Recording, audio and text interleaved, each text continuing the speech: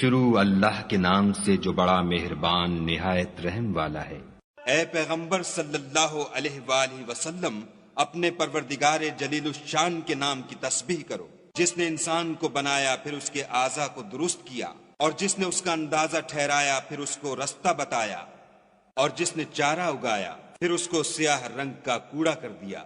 ہم تمہیں پڑھا دیں گے کہ تم فراموش نہ کرو گے، مگر جو خدا چاہے وہ کھلی بات کو بھی جانتا ہے اور چھپی کو بھی۔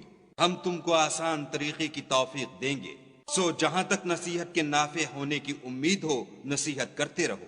جو خوف رکھتا ہے وہ تو نصیحت پکڑے گا، اور بے خوف بدبخت پہلو تہی کرے گا۔ جو قیامت کو بڑی تیز آگ میں داخل ہوگا، پھر وہاں نہ مرے گا نہ جیے گا۔ بے شک وہ مراد کو پہنچ گیا جو پاک ہوا اور اپنے پروردگار کے نام کا ذکر کرتا رہا اور نماز پڑھتا رہا۔ مگر تم لوگ تو دنیا کی زندگی کو اختیار کرتے ہو، حالانکہ آخرت بہت بہتر اور پائندہ تر ہے۔ یہی بات پہلے صحیفوں میں مرقوم ہے، یعنی ابراہیم اور موسیٰ کے صحیفوں میں۔